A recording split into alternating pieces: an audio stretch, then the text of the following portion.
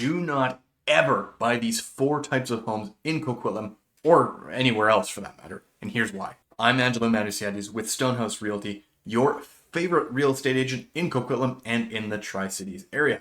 Now, there are 4 kinds of homes that every home buyer should know about if they're looking around the Coquitlam area before they make an offer. Make sure you watch all the way through to the end of the video because there's a bonus 5th tip right at the end that could save you not only time, but a boatload of money as well. Home number 1 that you should never buy, a leaky condo. In Vancouver and the lower mainland, we had what we called the leaky condo crisis.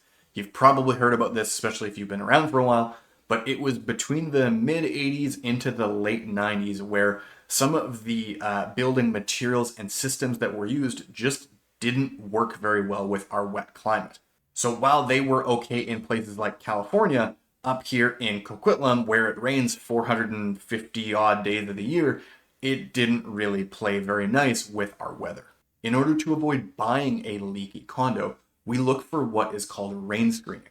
Now, what rain screening is, it's a particular type of building method that allows an air gap in between the siding of the building and the sheeting in behind it. You might be asking yourself, well, why is that even important and why do I care? Well, leaky condos were caused by water getting in behind the siding and sitting right up against the plywood or the sheeting of the actual building itself. And because it was trapped there with the siding, the humidity could never escape. It sat there and it rotted and it molded. And with the rain screening, having that little bit of an air gap in there allows air to get in and dry out that humidity rather than having it sit there and rot and mold. As you can imagine, if you're a homeowner in a building that has this sort of problem, it can be extremely costly to repair because you're taking off all of the siding, you're redoing all of it. It can be upwards of tens of thousands, if not hundreds of thousands of dollars to fix. And not to mention the possible health hazards if you're living in a building that has a leak like that goes unnoticed or unrepaired. It's relatively straightforward to tell if a building has been rain screened just by looking at the outside. You're looking for this telltale sign. And often, if it's a taller building especially, you might have multiple of these. This is the actual air gap that allows the air to get in up behind the siding and dry out all that humidity. So unless we know that a building has been rain screened, that is an absolute deal breaker. Home number 2 that you should never buy, and that is a flipped home, or at least a home that has been flipped poorly. So what exactly is a flipped home? Well, a flipped home is one that has been bought and resold relatively quickly with some renovations done. Now, they're not all bad, don't get me wrong here, but there are certain things that we need to know about that home to make sure that we're buying a good, safe home. Now, I'm going to let you in on a little secret, and this might come as a surprise to you, but sometimes real estate investors don't care about doing good quality work. They only care about making a quick buck. And that's where part of the problem comes in with flipped homes. Usually, the easiest way to tell if a home has had a flip done to it, especially one that's maybe done more quickly or without really the care and attention to doing good quality work, the easiest way is you look at the finish work. So look at trims, look at moldings, look at paint. If things aren't lining up properly, if the paint job looks rushed, or worse yet, they painted over light switches and that kind of thing, those are usually pretty good indications that a flip was done very quickly without the right care and attention that a home renovation deserves. Or worse yet, the investor, or the seller at least, has hired lower quality tradespeople to do the work, or even worse yet, they've just done the work themselves.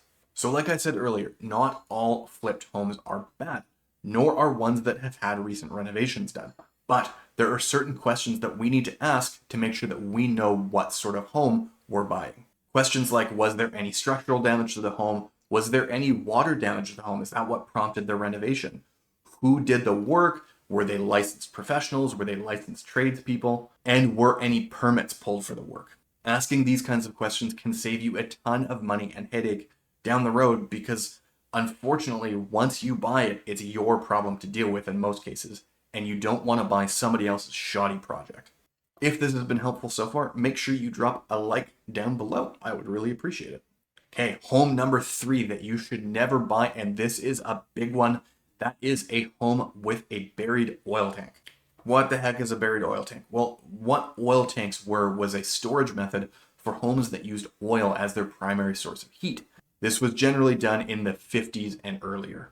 So a big concern if you're looking at buying a home in Coquitlam, especially an older home, is that it may have a buried oil tank on the property, and they can be extremely costly and time consuming to deal with. The reason that these buried oil tanks are a problem is because as they age, they rust and they break down and they degrade. That means that eventually, if there's any oil left over, it will start leaking into the surrounding soil, which can cause a huge cleanup job. Even worse if it gets into a waterway that's running under the ground.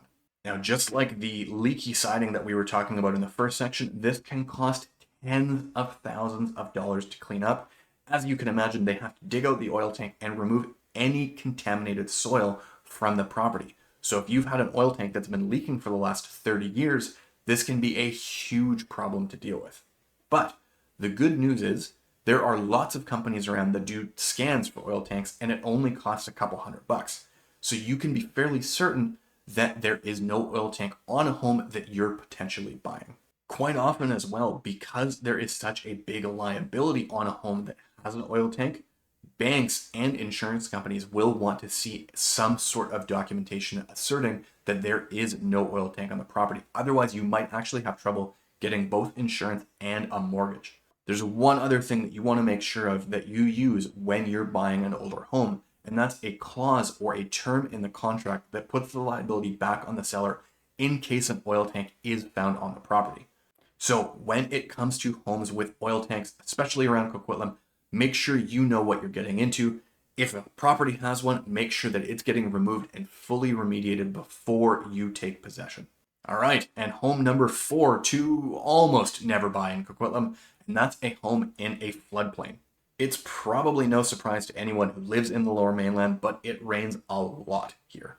And unless you're living under a rock, you've probably heard about the flood that happened here in Abbotsford in 2021, and the flooding that happened basically across the Lower Mainland in 2024. What's crazy to me, though, is that I grew up in Coquitlam, and we never really talked about this, nor did we even really hear about floods. But with the more extreme weather that we seem to be having, this is more and more of a concern as time goes on. So a couple of things to know if you're considering buying a home in a floodplain. And the first, and the obvious one, is that if there's a flood, there's significant damage that can be done to the home, both to the home itself and, of course, to your belongings. But the second thing, and the one that isn't talked about as much, is actually the insurance cost. Insuring a home that's in a floodplain can be way more expensive. This is particularly a concern in a strata building or in like an apartment building because you have to cover part of the strata's deductibles. And we've seen strata flood deductibles in floodplain buildings upwards of $250,000. That's wild. On top of the insurance concerns and the concern over physical damage, there's also often limitations on what you can do with a property that's located in a floodplain. So a common one that we see is that in a floodplain area, they often don't allow legal basement suites to be built because there's concern if somebody's living below grade and there's a flood that happens, there's a big safety risk there. Other things to consider might be the height of the building that you can build, or maybe you might be restricted to not having like a laneway home, or you might be able to not run a business on the property. There are lots of concerns, and it depends on which city you are looking in. While floodplain zones are not a total deal breaker for a home, you really want to be sure of what you're buying into and what restrictions you could possibly have if you're considering buying a home within a floodplain. Okay, so I promised that there was a bonus tip right at the end that could save you a bunch of time and money, and here it is. With most home sales in British Columbia, we also have what's called a property disclosure statement, or PDS for short. And what the PDS is, it's an opportunity for the seller to disclose any kind of pertinent information about the property or the home to you, the buyer. So they disclose things like if there was previous fire damage, if there was previous flood damage, pest infestation, structural damage, foundation issues, electrical issues, you name it. It's generally stuff that you won't be able to easily see in an inspection, in a visual inspection anyway. They'll need to disclose those on the property disclosure statement. So this can save you time because often that PDS is available before you even write an offer. So you as the buyer with your agent can review it ahead of time before you even spend the time to negotiate and come to a deal on a price. if there's something on there that you don't like, you can just axe that property right off the bat and move on to the next one. But I said this could also save you money too, and here's how. A smart buyer will make sure that their agent includes a term in the contract that the seller is warrantying the property disclosure statement. So if there's something that you find later on down the road that seller ought to have known, there's a chance that you've got legal recourse to go after them for damages. Now, I'm not a lawyer and this is not legal advice, but that sounds like a pretty good deal to me. By being aware of these risks, you can be a smart home buyer instead of an uninformed home buyer, and nobody wants to be uninformed. I'm Angelo Manusiades with Stonehouse Realty. We sell cool homes to cool people. If you found this helpful, make sure you hit the like and subscribe button, but better yet, share it with someone else who might also find it helpful. I'll see you in the next one.